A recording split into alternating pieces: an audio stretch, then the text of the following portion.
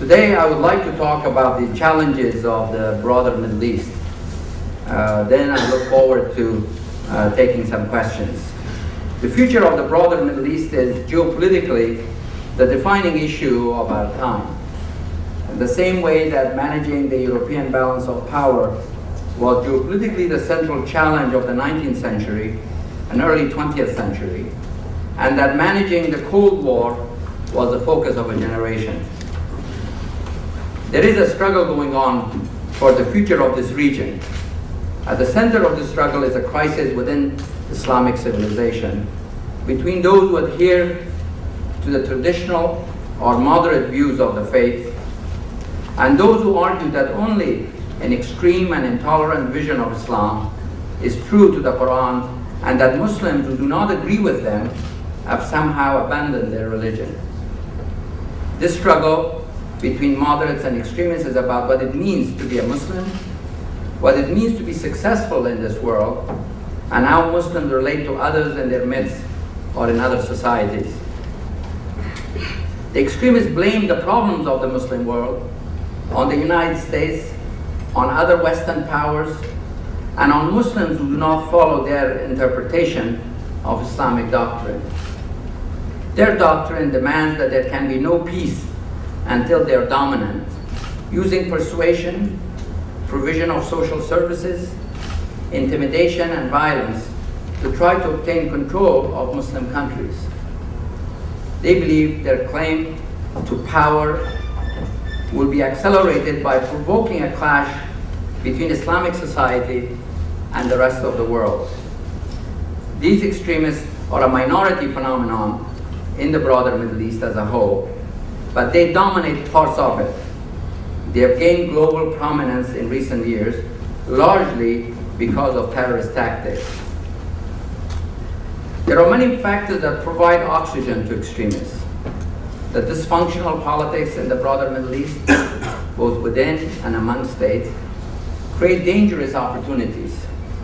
When governments fail to deliver in terms of basic government services, security, or social, political, and economic progress, the stagnation leads to a kind of despair where extremism appears a rational option.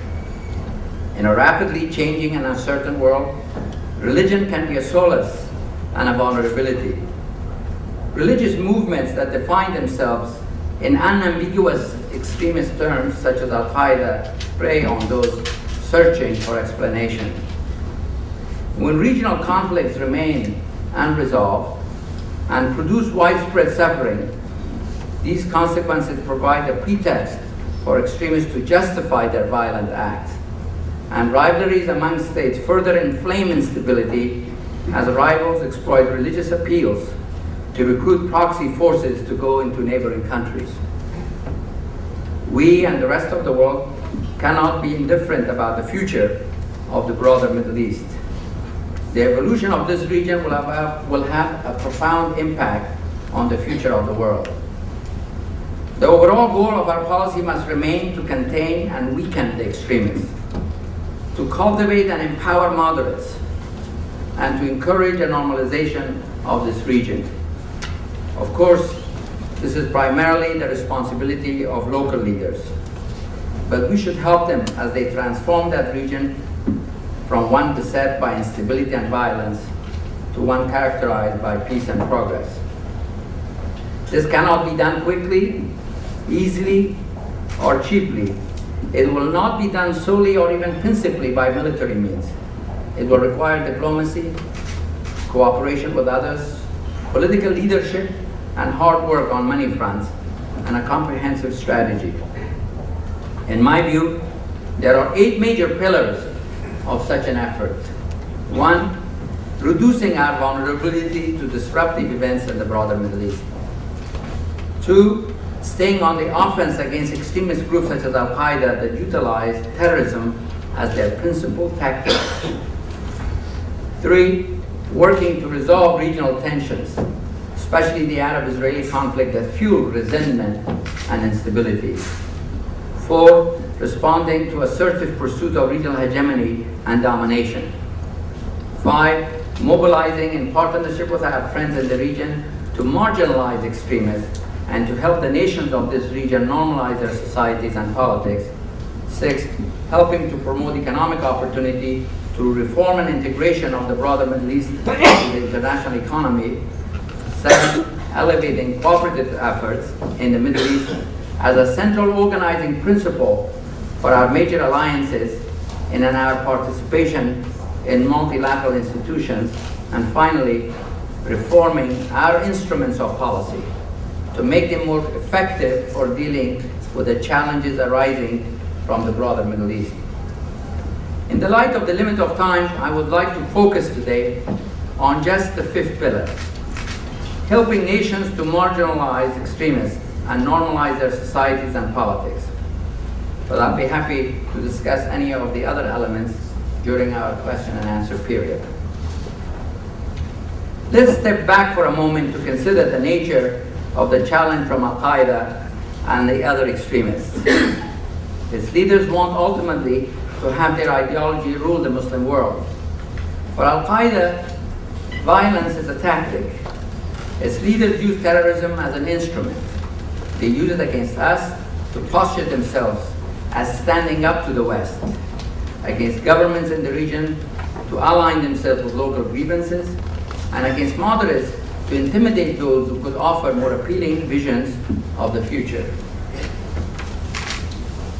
This competition is played out on the complex terrain of the Middle East, where weak states, divided societies, closed political systems, and ethnic and sectarian and regional rivalries present a myriad of cleavages and opportunities to exploit.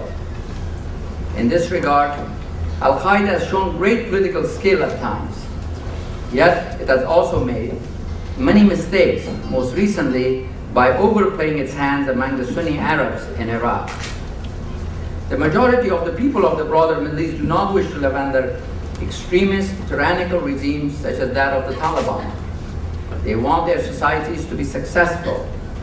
They do not want to become like the West, but they want to enjoy the benefits, social, economic, and intellectual, of modernity. During the past 5 years, I've spent hundreds of hours talking with average Afghans and Iraqis about the future of their societies. The most powerful appeal we have is that we can help them build successful countries that are grounded in their own norms, cultures, and traditions. And that should be, in my view, the core of our strategy. To carry this out, we need to work along 3 principal lines of action. First, the United States should help stable and moderate Muslim majority countries outside the Middle East succeed economically and politically. In Southeast Asia, Central Asia, and other regions, we should work in partnership with our friends, even if they are not yet democratic, to build examples of success in the Muslim world.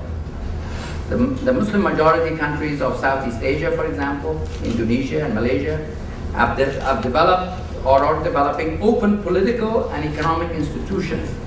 They've integrated diverse societies. Moderate and modernist political forces are well organized and dominate the political landscape. Though some of these nations face significant internal challenges, they are broadly successful and show that freedom and democracy are fully consistent with Islamic faith. For those in other parts of the Muslim world, these societies can give promise and hope. We should seek to dramatically increase their progress by collaboratively developing robust action plans in each country to strengthen institutions, to improve the rule of law, to increase grassroots economic growth, and to ensure that all segments of society enjoy the opportunities and benefits of our engagement.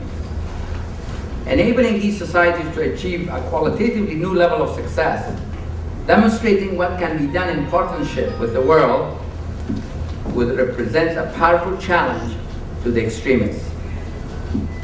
The second line of action is to work with our friends in the broader Middle East to adopt differentiated and tailored strategies to advance processes of positive but stable political change. For those states that are at risk, for example, Afghanistan and Iraq, we must remain committed, providing the support needed for as long as it takes to enable these countries to stand on their own feet. As ambassador in Afghanistan and Iraq, I try to work with locals with a simple formula: We were there to help Afghans and Iraqis establish systems based on universal values, but we understood that the constitution and institutions that would give these values life would be colored by Afghan and Iraqi history, culture, and religion. I found that this approach can work and that the key is to begin by aligning ourselves, that is posturing our country to support the highest aspirations of the people. Cynical reliance on a strongman or engaging in divide and rule is ultimately self-defeating. The quest for human dignity is the most powerful underlying political force in the world today, and we need to align ourselves with that force. I would like to give you 3 examples of how this worked in Afghanistan. They were all part of the Bonn process and set of political milestones that resulted in a new constitution and the first free and fair elections in Afghanistan's history. At the emergency Loya Jirga to select a transitional government in July of 2002, Afghans came together with the support of the international community. I saw how, through this process, representatives from all the regions and ethnic groups, and many were on different sides of the civil war of the 1990s, came to see each other as members of the same community. They came to understand that they had a unique opportunity to set their country right after decades of war, but that success would involve patient, step-by-step compromises with each other, worked out in partnership with the international community. At the Loya Jirga, we spent days and weeks engaged in discussions with Afghans as they sorted through the fundamental questions of political philosophy. What should be the power of the state? How should it be structured to achieve effective government while ensuring representation of all and preventing abuse of power? And how to blend respect for universal values and the unique character of Afghan culture. The result again was an Afghan solution to Afghan problems, but developed with the assistance of the Friends of Afghanistan in the most progressive governing document in Afghan history. One of the most memorable days for me was October 9, 2004, the date of the first election of an Afghan head of state in the country's long history. I toured voting locations in Kabul, and I remember the awe in the eyes of the voters. There were reports that in some areas of Afghanistan, particularly in Bamiyan, this particular report, women had washed themselves, preparing themselves to die before going to vote because they believed that the Taliban might attack the polling station and they might not make it back. Many Afghans told me that they were not the same after that event. Each was elevated by the experience of choosing their own leader. I remember one Afghan man who was quoted in the paper saying, and I quote, "Finally, we are human again," end of quote. This rebirth of Afghanistan, this hope, this promise was the result of American power and statecraft, supported and executed in partnership with the United Nations and many other members of the international community. This is the model for how we can help countries in similar situations realize their potential. This is not to say that we have fully succeeded in Afghanistan, and you read that in the papers every day. Much work remains to be done. The United States, as well as the rest of the international community, needs to do more to create a productive partnership with President Karzai and moderate political forces in Afghanistan. This partnership must re-accelerate state building and reconstruction, help create a robust agriculture sector that will reduce the incentive to grow opium, and mobilize the political forces in Afghan society that want to recreate the stable and moderate society that Afghanistan was before the Soviet invasion in 1979. In Iraq, the same template of building up and reconciling moderates and marginalizing extremists has also produced some progress. Tragically, in the aftermath of the coalition action to topple Saddam Hussein, Iraqi Shia Arab and Sunni Arab communities descended into a suicidal internal conflict. in 2003 and 2004, the Sunni Arabs rejected the political process and ended up boycotting the January 2005 elections, which resulted in a transitional government that was not fully representative, and that further fueled mutual fears and conflict. Al-Qaeda took advantage of this divide and sought to deepen it by attacking Arab Shiite targets, leading Shiites to attack Sunni targets in retaliation. One of the priorities of my effort in Iraq was to overcome this division, to persuade the Sunni Arabs to join the political process, to broker a national compact among Iraqi communities, and to unite Iraqis against Al-Qaeda and other violent extremists. I reached out to Sunni Arab political leaders, tribal sheikhs, even some leaders of the armed opposition. I engaged them. Though many suffered from a kind of counterproductive political nostalgia, a desire to return to the time when their community dominated the country, I argued with them that their future was at stake, that Sunni Arabs, if they stayed outside of the process, and if their region was consumed by intractable violence, would lose their historical advantage in education, technical skills, and economic skills. Slowly, steadily, many came to see through these discussions that the United States was not an occupier, but an honest broker. This process of engagement enabled the United States to mediate key provisions of the draft Iraqi constitution. It took weeks of patient political discussions, but ultimately, with some last-minute compromises, Iraqis achieved a draft that could be ratified in a referendum. It also enabled us to secure Sunni Arab participation in the December 2005 elections, the formulation of a government of national unity, consensus selection of prime minister and key security ministers, and agreement on a path towards national reconciliation. Unfortunately, this positive trajectory was disrupted by the bombing of the Golden Mosque in Samarra that triggered widespread sectarian violence. Yet, this engagement with the Sunni Arabs created the preconditions for the progress we have seen in recent months. Sunni Arabs who rejected participating in politics in the earlier stages after our forces went into Iraq are now participating in the political process and are helping fight Al-Qaeda in places like Fallujah and Ramadi, and Al-Qaeda has been substantially weakened. Afghanistan and Iraq are cases in which we are deeply involved on the ground.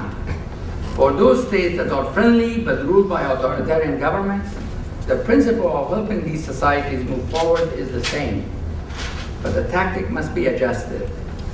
We should engage the leaders of these countries in discussions to think through how political openings can be pursued without risking instability or giving an advantage to extremists that have organized themselves by clandestine means.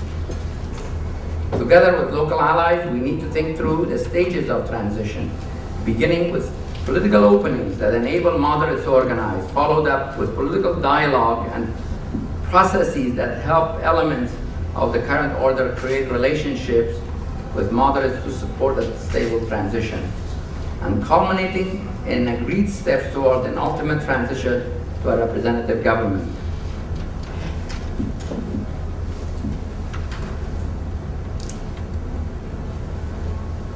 The third and final line of action is to undertake a comprehensive forward engagement with civil society in Middle Eastern countries.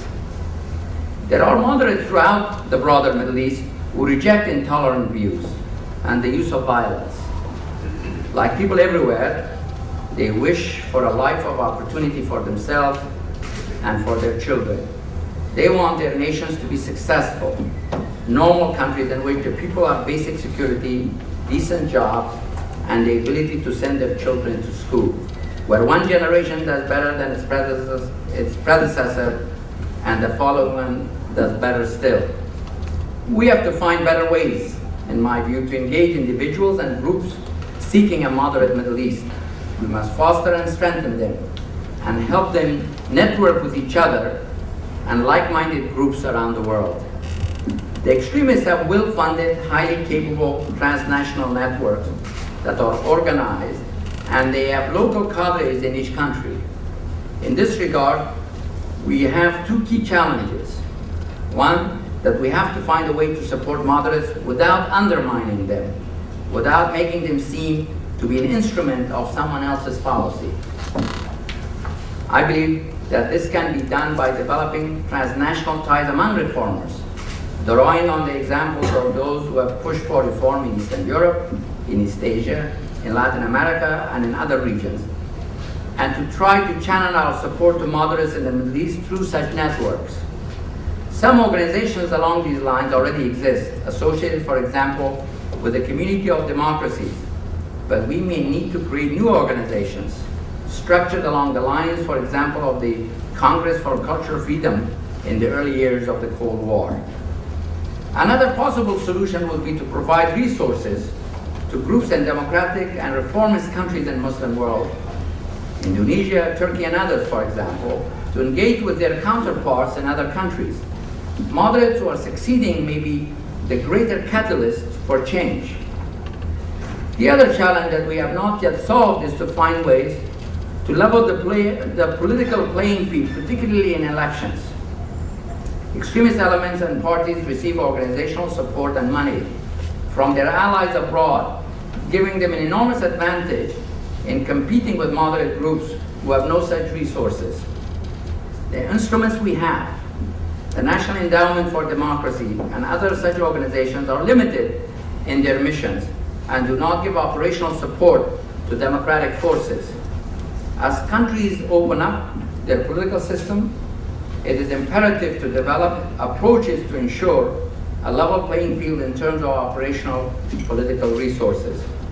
More broadly, we need to develop a greater capability to engage and mobilize those who share universal values.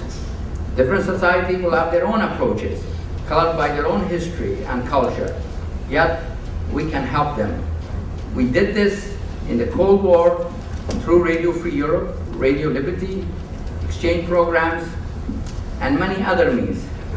Think of the great successes that we had in Poland near the end of the Cold War with the support by the American Union of Solidarity, or by the efforts of the Catholic Church in that society. Think of the positive effects of American civil society organizations in the color revolutions of the last 10 years. We need to identify and support analogous efforts that are appropriate to the broader Middle East. Support for educational reform, independent and progressive media, university-to-university partnerships, large-scale exchange programs, investment funds to support business and entrepreneurs, bridge building among civil society organizations. These and many other techniques should be used. I know this can work because in a way, I am personally a product of it. I was an American Field Service exchange student in high school, and I attended the American University of Beirut. These efforts and institutions create personal connections, transfer social knowledge, and help societies like Afghanistan's draw lessons from the developed world and other successful nations. As ambassador, I helped to start the American University of Afghanistan and the American University of Iraq. This is just the start, but such efforts should be multiplied and increased manyfold and across the broader region. We have not even scratched the surface of what needs to be done in this domain. I spoke of the competition for the broader Middle East. This competition, this struggle will be the work of generations, requiring patience, determination, and sustained cooperation with like-minded leaders and groups not only throughout the region, but the world. All countries have a profound interest in achieving a sustainable, lasting peace in the broader Middle East, and we must work together. Harnessing the potential for cooperation among like-minded nations from Europe and Asia and beyond to help moderates oppose extremists in the broader Middle East and assist the people of this region to make the region as functioning as possible should be the focal point of our global strategy. Since I'm at UCLA, I would like to address the students for a minute. I believe that you have roles to play in this competition. The future of this region, as I said, is the defining challenge of our time. Your generation should seize the moment to become engaged in this effort, just as your predecessors did in Europe, Asia, and Latin America. This requires you to learn the region, its languages, and its culture. You should consider a career in public service, but everyone can play a role. If you work in the private sector, you should seek to find ways to use your enormous capacity to generate wealth to fashion profitable joint ventures in these countries. If you work in the media, you should not only educate the American people about the region, but develop collaborative relationships with the media in the region. There is no limit to how you can make a difference, and the security of our country, as well as the lives of Afghans, Iraqis, and others, depend on what you do. With that, thank you very much, and I'll be happy to take your questions.